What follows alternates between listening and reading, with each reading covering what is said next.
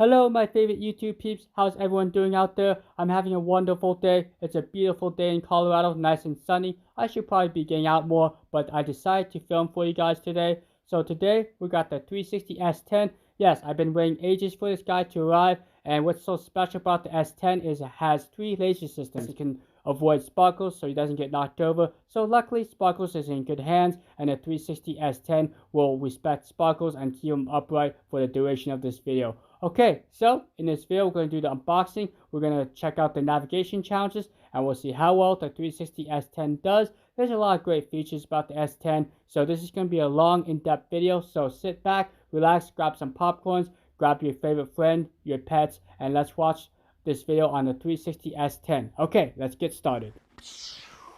Whoa, is this the new 360 S10? Yeah, isn't that amazing? Alright, so what's so cool about the 360 S10? Well, it's one of the first vacuums that have the laser system inside the body of the robot. So it gives a nice sleek look and a nice thin profile around 3.35 inches. Now, most robot vacuums that have a laser system has that domey knobby thingy. You may notice in previous videos, but it's a very sleek, clean design, no domey knobby thingy. There's the main laser system that actually will show you a little indicator right here. It actually spins. It's really cool look. I really like it. So the dustbin is 500 milliliters, and it has an electronically controlled mopping system, which has a 520 milliliter water tank, which is very large for most robot vacuums. And it does have a side sweeper, and other specs is this guy's fairly quiet, around 60 decibels. Also has 10 maps floor plan savings. So yes, take this to your friend's house, take it to your neighbors, take it to your mansion that has 10 floors. This guy should be able to cover it. Okay, let's go ahead and get this guy opened up. And if you're interested in this guy, check out the Indigo site. I'll put a link down below, and you guys can check out more of this 360 S10. And before we begin, make sure you like and subscribe. Yep, just hit this little like pillar right there. Really does help me out, helps out the video, and it allows my channel to bring out cool little vacuums like this. Alright, what should I do with this? Maybe put a carrot on there. What's the English version? Make sure you guys read that. Spend hours and hours. I usually do off camera. I promise I read this thing. It's kind of interesting. I got 2 of these. Huh. Let's try this one. Okay, that was better.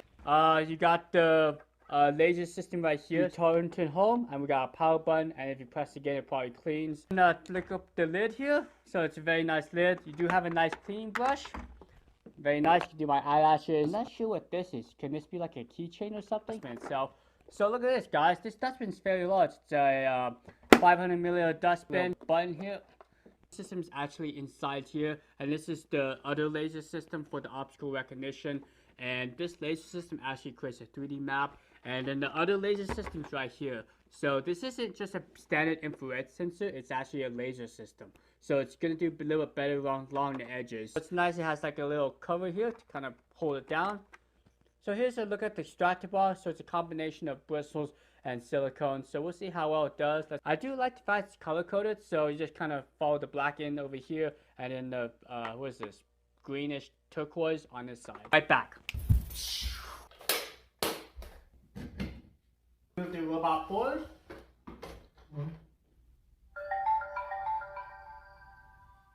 Turned on.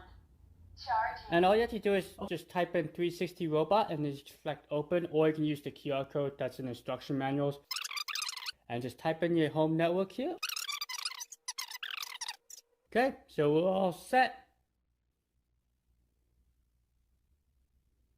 Let's go and check out the mapping. Okay, so once you got everything paired up to your smartphone, the hard part's over. Now you can sit back, relax, and enjoy your robot vacuum.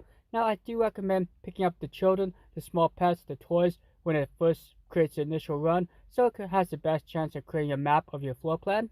One unique feature I found is you can do vacuum only, mop only, or you can do both simultaneously. That's a feature I haven't seen on a lot of robot vacuums. So as the robot vacuum goes around your floor plan, it will create a map of your layout, and it will get smarter, it will be more effective. So when I did my entire floor plan, which is about 2,600 square feet, it took this little guy about an hour and a half. This is on par with most robot vacuums I tested on my channel. Some were a little bit quicker, some took a little bit longer, but you can see the initial map here is starting to create the map of my living room and also my entryway. And as it's going around, it will continue creating the map until it's done. Then the robot vacuum will go back to its docking station and save the map. Okay, I went ahead and put some dirt and debris on my floors, and we'll see how well the S10 does. So this guy has a single side brush on the right side of the robot, and it does have a dedicated wall sensor. So along the edges, the side brush does spin quite quickly to get the dirt and debris away from your baseboards, and then in open areas, they slow down to help prevent the scattered debris. Okay, so I tested a bunch of robot vacuums on this channel, and almost all of them actually try to get on top of this air vent, and you may notice that there's a little gap between like the door and the air vent, so sometimes the wheels will get stuck, but luckily the S10 was able to recognize the air vent and kind of go around it. So that's just something to consider. If you have a lot of obstacles, maybe consider the S10 because it really does do a good job recognizing almost all these different obstacles and helps prevent the robot vacuum from getting stuck. Alright, let's see how well the S10 does with Mr. Krabs here. He's very crabby, maybe because I call him a crab and not a lobster. I think he's a lobster. But anyways, so the robot vacuum will go around the object and use its side sweeper to grab the dirt and debris, and it did a really good job. It was able to actually kind of get the side brush underneath the object to get the dirt and debris. This is probably one of the best ways of navigating the object without actually moving the object too much. So if you have a messy area like this, I do recommend having a robot vacuum go over the area more than once so you can grab any missed dirt and debris. Alright, so let's go ahead and speed up this video and you guys can see how well the S10 navigates these various obstacles. Now the S10 uses 3 lasers, where some robot vacuums rely on a single laser and others use a camera-based system. And as I've been testing a bunch of these robot vacuums, I can say that laser systems are the way to go because they can detect most obstacles and are not affected by light. I did have a discussion with a bunch of you guys, and some people like the camera-based systems, other people like the laser-based systems. So let me know down in the comments what you guys prefer. You guys like camera-based, laser-based systems, and why. If I had to choose, I think for now laser systems are the way to go. They seem to recognize the objects the best. They're not affected by light, and they can also navigate in the dark. So you may have heard of this famous entrepreneur named Elon Musk who kind of kickstarted Tesla. Well, their self-driving cars use camera-based systems, and he said that cameras will always outperform lasers. Well, in this application, robot vacuums have a limitation on the hardware performance, so laser systems require less hardware processing, so this is the way to go. Well, what do you guys think so far? Did the S10 do a good job in this cleaning challenge? Let me know down in the comments. Give me a big old thumbs up if you're liking this video so far. Alright, let's see how much the S10 picked up in its dustbin.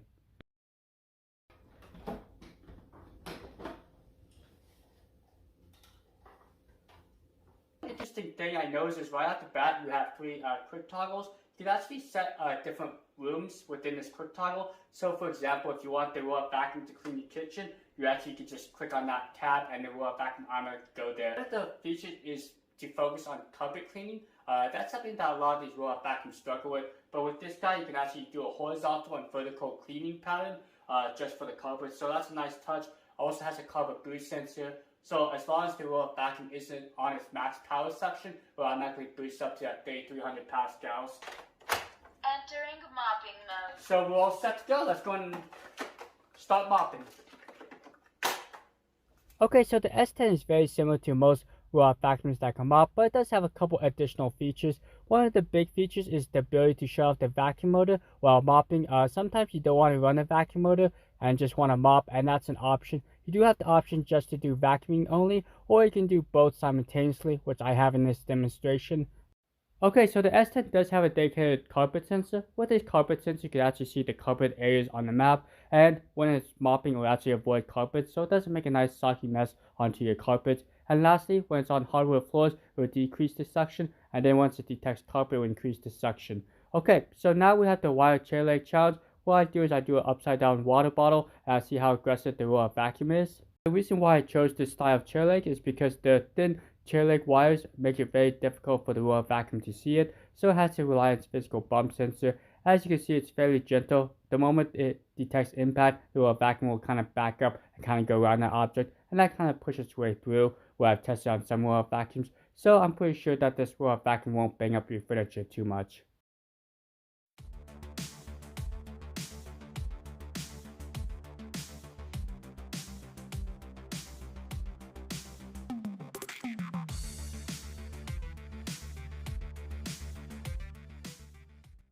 So the S10 has a pretty sleek profile, around 3.35 inches in height. This allows it to get under most furniture. Also, this is very useful when getting under couches. In the middle of the couches, there may be a low hanging or sag, and this sometimes hangs up robot vacuums that have a lighter dome. But with the S10, with its flat bottom or flat top, it allows it to effortlessly go onto couches without getting stuck in the middle. One thing to note is the S10 did a pretty good job on most surfaces, smooth surfaces, hardwood floors, carpeting, tiles, and with the large wheels was able to get onto rubber mats without getting stuck or hung up. So it's able to transition over a lot of different obstacles. Please give me a big old thumbs. It really does help me out, helps out the video, and it allows me to bring new roll-off vacuums to this channel. Okay, so the S10 is actually a really good roll-off vacuum in terms of navigation, and this new design where they're able to incorporate the laser system in the body of the robot does help under low-hanging furniture. The body is about 3.35 inches, so it can get under most furniture. Also, this front laser system did a good job recognizing most objects.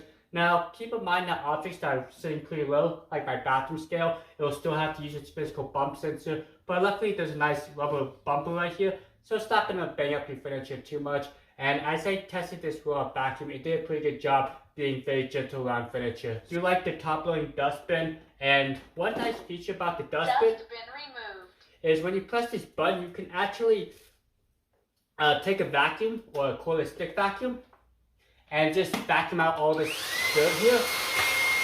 Makes it really easy to clean.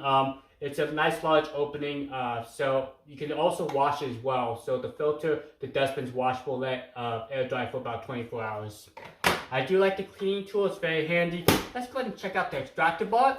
Hope you guys can see that. There's some hair right here, and it looks like there's not too much hair wrapped around the axles, but did a pretty good job with the hair. So I would say this extractor bar will probably collect hair, so just take your cleaning tool and just cut the hair off. But pretty nice extractor bar, and for the most part the S10 was able to get over most thresholds and my rubber mats, so I didn't have any issues there. Also, the docking station is very nice, especially when you can wrap up the cable around. So let's talk about the downsides of the S10. I know a lot of roll-off vacuums are moving towards like a self-emptying bin option. Unfortunately, this guy doesn't have that option. So if you want a self-emptying bin, well, you might want to look elsewhere. Also, even though this thing has a lot of features, it might be overwhelming for some users. So just keep that in mind. Basically, the S10 has every feature in the book, so take some time to kind of go over the features. Navigation, for the most part, is good. It could use a little work, but keep in mind that this guy's on Indiegogo, so it won't be out yet. But once it's released, I think 360 should have some time to revise this software. Check out the mopping system. Water tank has been removed. Let's see if this robot can find its docking station. If it's just right there, we'll go and press the return to home. Beginning to charge.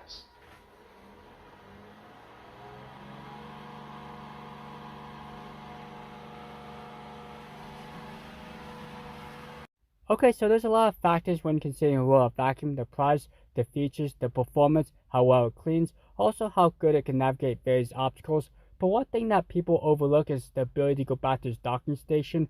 Is it reliable, or does it miss its docking station? Luckily, the S10 is very reliable. It was able to get to its docking station 100% of the time. One unique feature is the S10 does support up to 10 saved maps, and if you move the roll-off vacuum to a different area, it will automatically update that map, so you don't have to choose the map within the app. I think this is a game changer because sometimes you forget to update the map and the roll-off vacuum will get confused and cause issues. Well, if you guys are still here, you guys are awesome. Thanks for sticking around till the end. I know this was a long video, but I wanted to cover everything I could about the S10. There was a lot of features with this roll-off vacuum. I'm pretty sure I didn't cover everything, but this video will probably be an hour long. Alright, let's go ahead and wrap up this video, and I'll give you my final thoughts. Okay, so yes, I do recommend the 360 S10, especially for someone who has a very messy floor plan, a lot of pet toys, maybe doggy bowls, or someone who just loves technology or likes all the features. The 360 won't disappoint. There's so many features in the app, I could probably spend a day going over every feature, but 360 definitely lived up to the name, and it's a really good roll-off vacuum. And don't forget, this guy supports up to 10 floor plans, so you can cover a very large house. Alright, so thanks so much for watching, and thanks again 360 for sending me out this guy. You guys are awesome. Stay tuned, I got some cool products coming down in the pipeline. So you guys have a great rest of your day. See you later, and be safe out there. Bye.